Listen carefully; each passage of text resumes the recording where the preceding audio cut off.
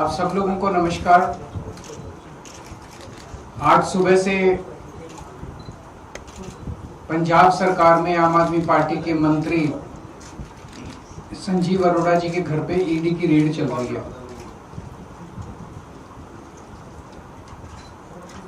ED का काम है कि देश के अंदर अगर कहीं मनी लॉन्ड्रिंग हो रही है तो उसको रोकना, उसकी जांच करना। अगर इस मकसद से ईडी अपनी कार्रवाई करे तो हमें कोई परेशानी नहीं है। लेकिन जो हमने देखा कि जब से मोदी राज आया है इस देश के अंदर, सीबीआई भ्रष्टाचार के रोकने के लिए काम नहीं करती और ईडी मनी लॉन्ड्रिंग रोकने के लिए काम नहीं करती। वो सिर्फ और सिर्फ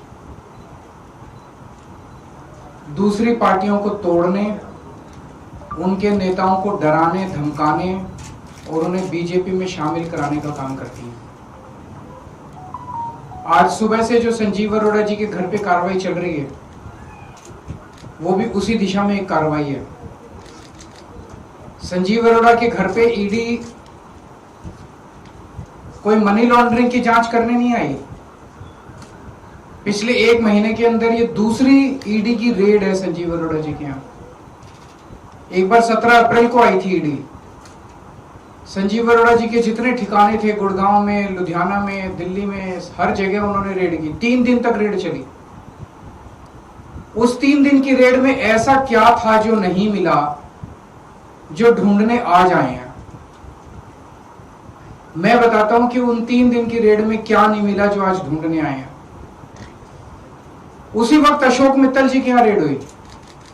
उनके यहां भी 3 दिन रेड चली और उस 3 दिन की रेड के बाद अशोक मित्तल जी ने बीजेपी ज्वाइन कर ली। उनके यहाँ रेड खत्म हो गई, उनका सारा मामला रफा दफा हो गया। संजीव अरोड़ा जी ने बीजेपी ज्वाइन नहीं की। उस दिन उन पे काफी दबाव डाला गया, बीजेपी ज्वाइन कर लो, बीजेपी ज्वाइन कर लो। अगर वो उस दिन बीजेपी ज्वाइन कर रहे थे तो शायद आज ईडी की रेड नहीं होती। तो आज ईडी की रेड हुई है उनको सबक सिखाने के लिए कि तुमने बीजेपी ज्वाइन क्यों नहीं की। या तो बीजेपी ज्वाइन कर लो और उन्हें तो गिरफ्तार कर लिया। आज बीजेपी ईडी की रेड हुई है। यह बहुत ही दुख की बात है जिस तरह से एजेंसीज को दुरुपयोग किया जा रहा है मोदी राज के अंदर। पंजाब को खासकर मोदी जी टारगेट कर रहे हैं। पंजाब के लोगों के साथ धक्का किया जा रहा है।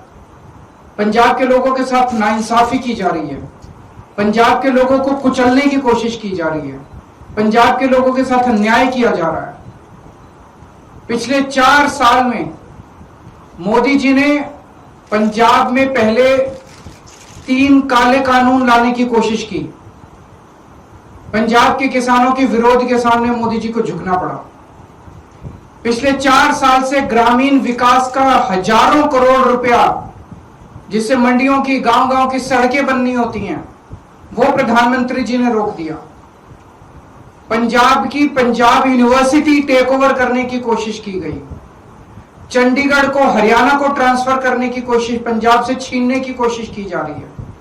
पंजाब के पानियों के ऊपर डाका डालने की कोशिश की जा रही है। बीबीएमबी को हथियाने की कोशिश की जा रही है।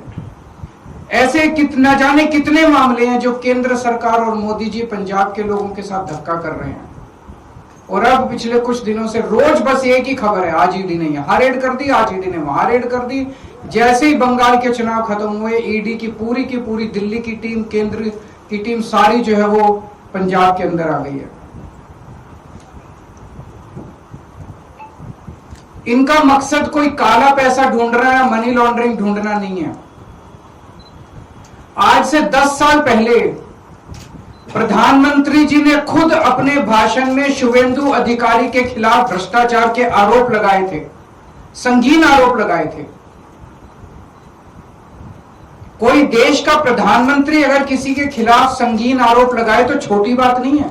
ऐरे गहरे ने आरोप नहीं लगाए थे, बीजेपी के किसी स्पोक्सपर्सन ने आरोप नहीं लगाए थे, बीजेपी के किसी छोटे नेता ने। प्रधानमंत्री, भारत के प्रधानमंत्री ने शुवेंदु अधिकारी के खिलाफ आरोप लगाए थे। आज प्रधानमंत्री जी खुद उन्हें सीएम की शपथ दिला के आए हैं अपने हाथ से। अमित शाह जी ने हेमंत बिश्व शर्मा के खिलाफ भ्रष्टाचार के संगीन आरोप लगाए थे, उसको इन्होंने असम का मुख्यमंत्री बना दिया। अजीत पवार के खिलाफ प्रधानमंत्री जी ने खुद भ्रष्टाचार के आरोप लगाए थे, उसके 6 दिन के अंदर उसको महाराष्ट्र का उप मुख्यमंत्री बना दिया। शुभेंदु अधिकारी के खिलाफ ईडी नहीं जाएगी, ईडी संजीव अरोड़ा के खिलाफ जाएगी। हेमंत बिश्व शर्मा के खिल को गिरफ्तार नहीं किया जाएगा, गिरफ्तार केजरीवाल को किया जाएगा। अजीत पवार को गिरफ्तार नहीं किया जाएगा, गिरफ्तार मनीष सिसोदिया। क्यों? उन्होंने सबने बीजेपी ज्वाइन करी। तो इनका मकसद देश से भ्रष्टाचार दूर करना नहीं है, इनका मकसद मनी लॉन्ड्रिंग रोकना नहीं है, इनका मकसद केवल और केवल दूसरी पार्टियों के नेताओं को तोड़ के बीजेपी में शामिल करवाना है। आज पंजाब के अंदर इनके पास चुनाव लड़ने के लिए, खड़े करने के लिए नेता नहीं है, इसलिए दूसरी पार्टियों को तोड़ तोड़ के अपनी पार्टी में शामिल कराने की कोशिश कर रहे हैं। मैं मोदी जी को याद दिलाना चाहता हूं पूरी विनम्रता के साथ, पंजाब गुरुओं की धरती है। आज मोदी जी जो पंजाब के साथ अत्याचार कर रहे हैं, वो हमें उस वक्त की कई सौ साल पहले की याद दिलाता है जब औरंगजेब ने भारत के अंदर जगह जगह अत्याचार कर करके भारत के कई हिस्सों पे कब्जा कर लिया। आज मोदी जी ने बेईमानी कर करके भारत के कई हिस्सों पे कब्जा कर लिया है। उसके बाद औरंगजेब की नजर पंजाब के ऊपर पड़ी। पूरे देश के बेईमानी पे कब्जा करने के बाद अब मोदी जी की नजर भी पंजाब के ऊपर पड़ी है। औरंगजेब ने पंजाब के लोगों के साथ खूब अत्याचार किया, मोदी जी भी पंजाब के लोगों के साथ खूब अत्याचार कर रहे हैं। लेकिन उस वक्त हमारे गुरु साहिबान ने औरंगजेब के अत्याचार का सामना किया, अन्याय का सामना किया और अपनी कुर्बानियां दी। उनकी कुर्बानियों से प्रेरित होकर आज पंजाब के लोग खड़े होकर मोदी जी के अत्याचार और अन्याय का सामना करेंगे और पूरे देश को मोदी राज के अन्याय और अत्याचार से मुक्ति दिलाएंगे। मैं मोदी जी को कहना चाहता हूं, 4 साल पहले भी आप पंजाब के साथ खिलवाड़ कर चुके हैं, जब आपने 3 काले कानून लाने की कोशिश की थी और पंजाब के किसानों के सामने आपको घुटने टेकने पड़े थे।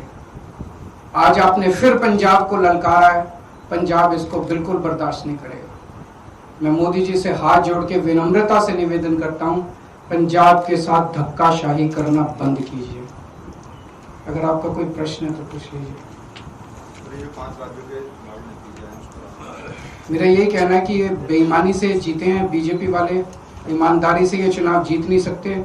मोदी जी देश के अंदर बहुत बहुत बहुत ज्यादा अनपॉपुलर हो चुके हैं। अगर ईमानदारी से एक भी चुनाव कराया जाए तो बीजेपी एक भी स्टेट इस देश के अंदर नहीं जीत सकती। सर, इट सीम्स लाइक कि अब बीजेपी पंजाब को लेके बहुत ज्यादा फोकस है, बंगाल का कैंपेन उनका ओवर हुआ, तो ये कहा जा रहा है कि पंजाब जीतना उनका सपना है, बॉर्डर स्टेट आखिरी बचा है जहाँ उनकी सरकार नहीं है। मैंने तो कहा था औरंगजेब का भी सपना था और मोदी जी का भी सपना है।